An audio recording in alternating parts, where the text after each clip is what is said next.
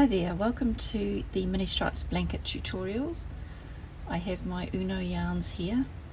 I'm using these two colours just so you can see what I'm doing, and I'm doing just a swatch size for the tutorials. You'll be doing a blanket size, so you'll be casting on 150 stitches. So we cast on using the long tail cast on method, which gives us a looser cast on, which is ideal for a blanket. In order for me to figure out how much yarn I need for my cast on, I'm just going to wrap it around my needle 10 times, so I know that length there is 10 stitches, or you can do 20 if that's easier. And then I am going to just measure that several times till I get to the required cast on number. So I am just going to be casting on 30, so I'm just doing 3 times to get the length I need for my cast on. If you're doing 150, you'll do 15 times that, or if it's 20, you'll do 7.5. So up to you what you find easiest. But if you do that first, that measuring technique, you'll find that you're not going to run out of tail when you do your long tail cast on. So for the first stitch, I'm just holding the yarn like so, pop the needle underneath, hold it with your index finger of your right hand, and then we move into the slingshot. So I'm holding the 2 strands of yarn. I've got the strand to the ball and the strand to the tail in my hand, and I'm holding them underneath. So just create the V shape like a slingshot, and then turn your fingers over into that position, and I'm still holding this one on the top, and I'm going under that strand there on my thumb, lifting it up and going across and over to the strand. So I'm going over the top of the strand on my index finger, and then that's creating my second stitch. So once again, I'm in the slingshot position. Just turn your thumb and forefinger over and take that strand from the thumb over the top of the index finger strand and let it go. Third stitch, under, over. Fourth stitch, under, over. Fifth stitch. I'm not pulling it really tight each time. We don't want a really tight tension, so I'm just letting it sit there, not loosely but just up against the needle. And then you can get quite a rhythm with this technique, and it's reasonably fast once you get going.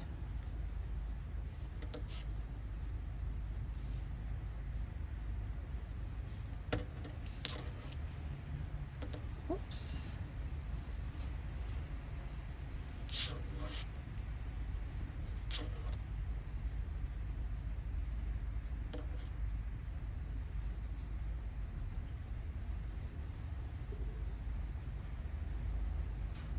And then as you get more and more stitches, just spread them down your needle tip and along the cable. We're using a circular cable so that we can easily fit all our stitches comfortably. So carry on.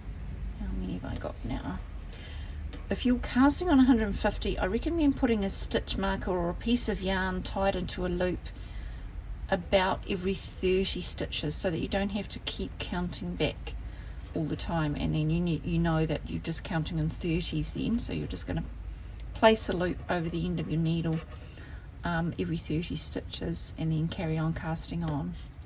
So we've got 2, 4, 6, 8, 10, 12, 14, 16, 18.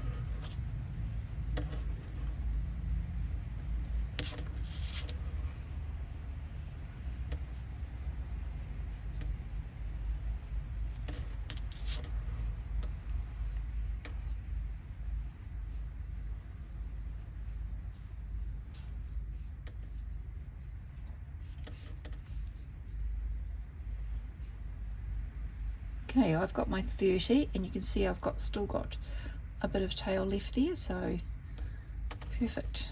And you can stretch your, as I said, your stitches down and across the cable.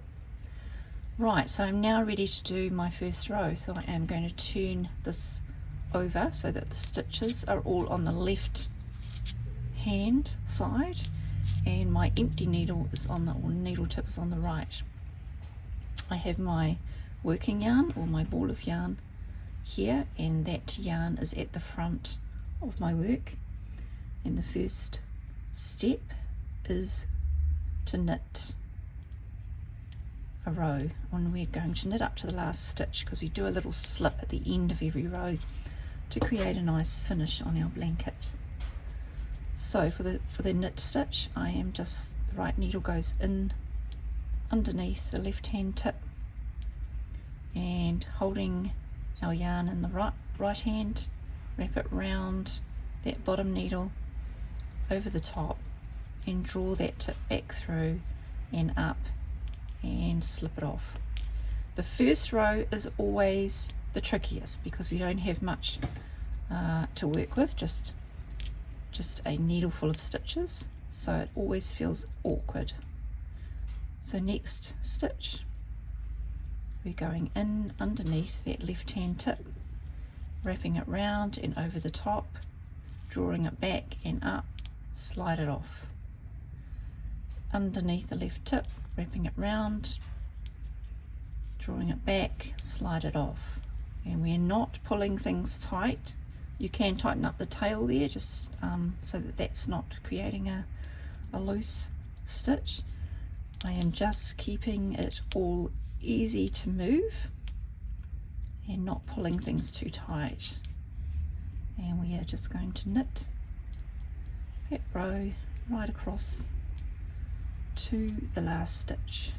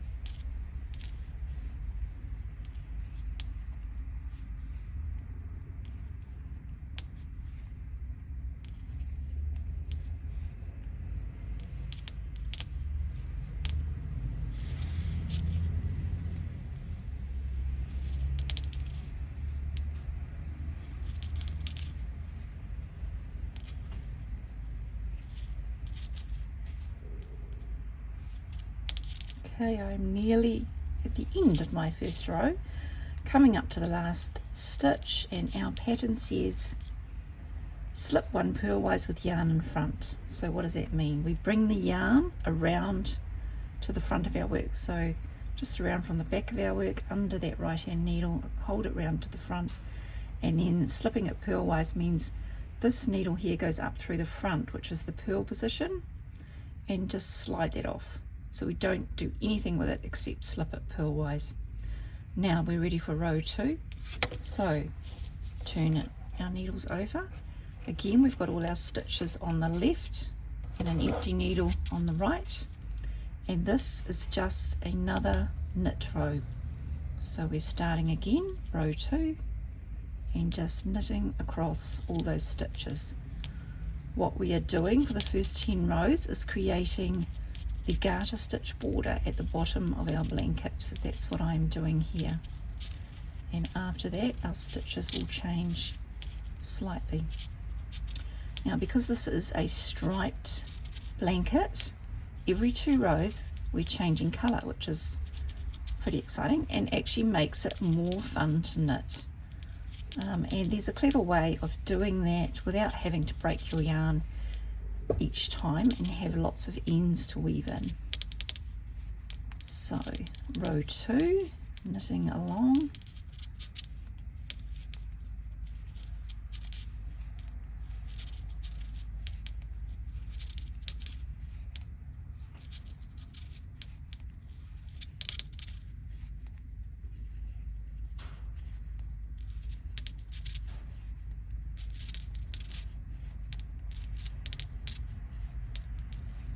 and up to that last stitch again. Once again, bring the yarn around from the back underneath the right needle around to the front, hold it there.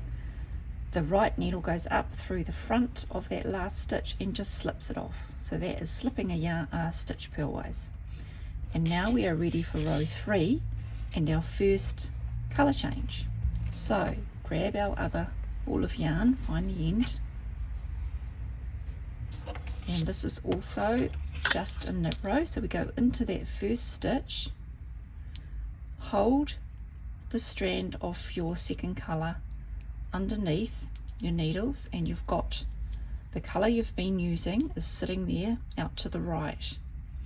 So, and this new colour is coming in underneath that strand. Hold them all in position like that on the back, and then away we go. We just start knitting with our new colour.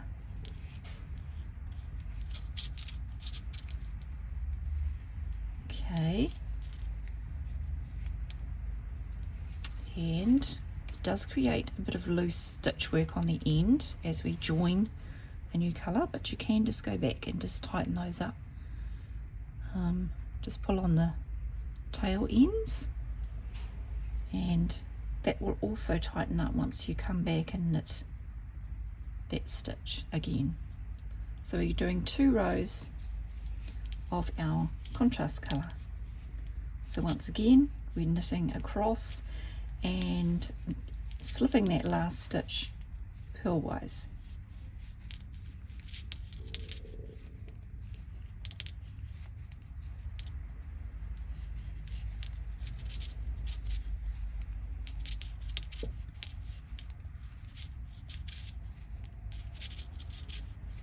The reason we change every 2 rows is so that we are changing colour on the right side of our work. So odd number rows are right side rows, and even number rows are wrong side rows.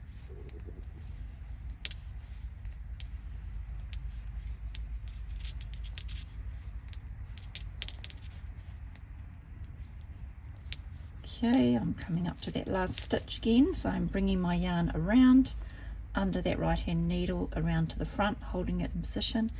My right needle goes up through the front of that last stitch and just slips it off,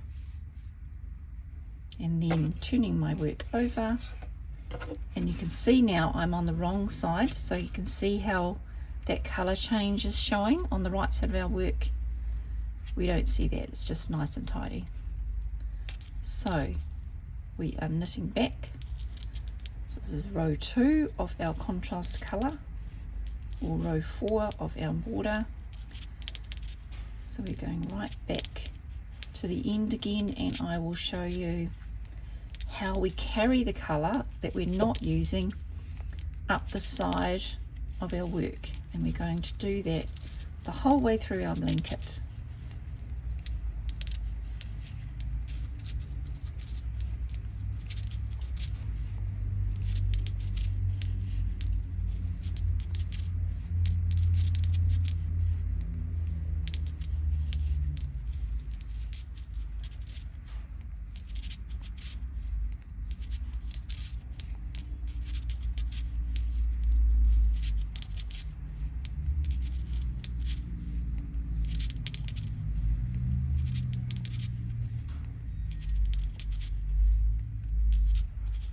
Okay, I'm nearly at my last stitch, and they are a bit loose just because that's where we started that ball of yarn. So let's just tighten all that up again,